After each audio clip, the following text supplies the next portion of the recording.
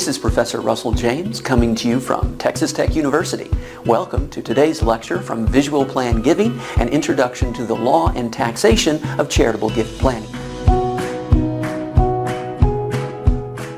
Welcome to Bargain Sale Gifts Part 3, Special Tax Benefits. This is Professor Russell James. As mentioned previously, there are tax benefits to using bargain sales, especially when compared to the alternative transaction of selling an item of property for its fair market value and then donating a portion of the proceeds to charity. The primary benefit of a bargain sale transaction, as compared with selling the property at fair market value and then making a gift to charity out of the proceeds, is the partial avoidance of capital gain tax. Using our original example, and assuming that the gifted property can be deducted at fair market value, the donor sells the $1 million property to the charity for $800,000 and receives a $200,000 charitable income tax deduction.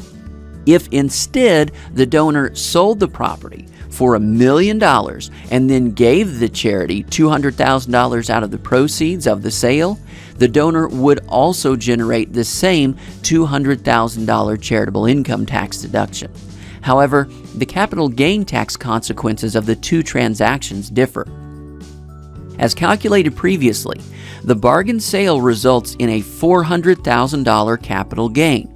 In other words, the $800,000 received from the charity and subtracting from that 80% of the $500,000 basis. If instead the donor were to sell the property at its fair market value and then make a gift to charity out of the proceeds, the donor would recognize a $500,000 gain. In other words, the $1 million received at the sale less the $500,000 basis. Both transactions result in the transfer of $200,000 of benefit to the charity. Both transactions result in the donor keeping $800,000 pre-tax from the sale. However, the bargain sale generates $400,000 of capital gain, where the sale followed by a gift generates $500,000 of capital gain. This benefit results from the same principle discussed in the previous lecture. It is better to donate appreciated assets when such assets can be deducted at fair market value instead of cash. A gift of cash generates a single tax benefit, a charitable income tax deduction.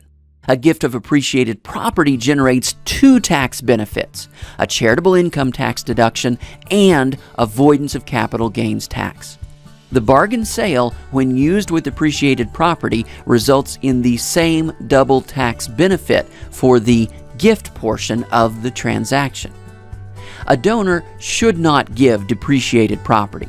Instead, the donor should sell the depreciated property, claim a loss for tax purposes, and then donate the proceeds of the sale to charity. The same principle applies to bargain sales. A donor should not make a bargain sale with depreciated property, but should instead sell the depreciated property for its fair market value, claim a loss for tax purposes, and then donate some portion of the proceeds of the sale to charity. A tax loss is valuable. It can be used to offset other gains and thereby reduce the taxes owed. Giving depreciated property needlessly destroys this tax benefit. It is usually undesirable to give debt-encumbered property to charity because the donor will be treated as having received income from the charity in the amount of the debt attached to the gifted property. In some cases, it may be possible to shift the debt to other assets so that the property gifted to charity will have no debt encumbrances. This produces a much more attractive tax result. Suppose that a donor owned 3 pieces of land. Each property was worth $100,000, had been originally purchased for $50,000 more than a year ago, and had a $50,000 mortgage. The donor could choose to give debt-encumbered property to the charity. However, giving debt-encumbered property to a charity is treated as a bargain sale, where the donor receives debt relief in exchange for the gift. Now, this is true regardless of whether or not the donor actually remains liable for the debt. Consequently, each gifted property would generate a $50,000 charitable income tax deduction. That is the $100,000 property value minus the $50,000 of, quote, debt relief, and a $25,000 capital gain. The $50,000 of debt relief received minus 50% of the $50,000 cost basis. In order to generate a $100,000 gift to charity, the donor would need to give 2 such properties, generating a $100,000 charitable income tax deduction and $50,000 of capital gain. There is, however, a much more advantageous way to make such a charitable gift if the debt attached to the properties could be shifted. If the donor were able to transfer the debt from one property over to the remaining 2 properties and then donate the single debt-free property to charity, the tax consequences are much better. The likely process of such debt transference would be to refinance the remaining 2 properties to increase their debt from $50,000 to $75,000, using the proceeds from this refinancing to pay off the debt on the property to be gifted. Gifting this debt-free property to charity results in the same $100,000 charitable income tax deduction as in the previous transaction involving the gifting of 2 debt-encumbered properties. It also leaves the donor with the identical $50,000 of remaining equity as in the previous transaction. The only difference is that instead of recognizing $50,000 of capital gain, as in the previous transaction, the donor recognizes no capital gain from this alternative transaction. By simply altering the process for making the gift, the donor has received a substantially improved tax result. Let's now examine a few interesting cases involving the bargain sale rules. In the case of Browning v. Commissioner, the taxpayer sold a conservation easement on his farm to the county for $309,000. A conservation easement prevents the land from being developed to its highest potential in order to maintain the natural or agricultural state of the land. Such conservation easements reduce the value of the land and are consequently valuable property rights. The taxpayer indicated a desire to benefit the county and the county's conservation easement program in his decision to sell the conservation easement to the county for $309,000. The $309,000 sale price was based upon the standard rate at which the county agreed to pay for such conservation easements. The taxpayer obtained a qualified appraisal for his conservation easement rights of $518,000. The taxpayer claimed a charitable income tax deduction of $209,000. In other words, this was the $518,000 fair market value less the $309,000 sale price. The tax court ruled that this was an appropriate deduction because the donor sold a property right to the county for less than its fair market value with the intent of benefiting the county's program. Charitable gifts can include gifts to government entities as well as charitable organizations. Note that this result happened even though the recipient organization did not necessarily believe that it was engaging in a bargain sale. The only requirements were that the donor sold the item for less than fair market value to the charity or government with the intent of benefiting the charity or government. In a more extreme case, a taxpayer was engaged in extended negotiations with the highway department over the sale of land to be used in the construction of a new road.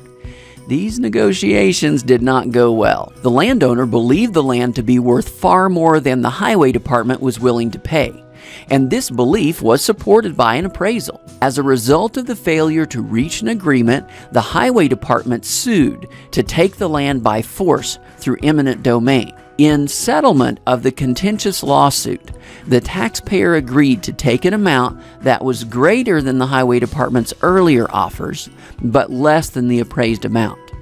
throughout the process, the Highway Department strongly disagreed with the high appraisal valuation obtained by the taxpayer. Nevertheless, after settling the lawsuit, the taxpayer claimed a charitable income tax deduction for the difference between the appraised value and the amount ultimately received from the Highway Department. The tax court found that the taxpayer's appraisal was appropriate, meaning that the taxpayer received less than the fair market value in exchange for the land. Importantly, in the earlier negotiation period of this case, the taxpayer had sent communication to the Highway Department referencing an interest in a sale or, quote, contribution/sale. The court indicated that this communication established the donor's charitable intent in benefiting the Highway Department. Thus, despite the recipient's vociferous contention that they had paid fair market value and that there was no bargain sale, the taxpayer, donor, was allowed to deduct the difference between the appraised value and the amount received from the government entity. This is an extreme case, showing that it is not the charitable recipient's intention or belief that matters, but only that the donor sold property to the charity for less than fair market value with the intent of making a partial gift to the charitable entity. As mentioned previously, understanding the tax consequences of bargain sale gifts serves two purposes. First, traditional bargain sales can be a useful charitable planning device. As contrasted with selling at fair market value and then making a gift out of the proceeds of the sale, a bargain sale gift can result in lower capital gain taxes.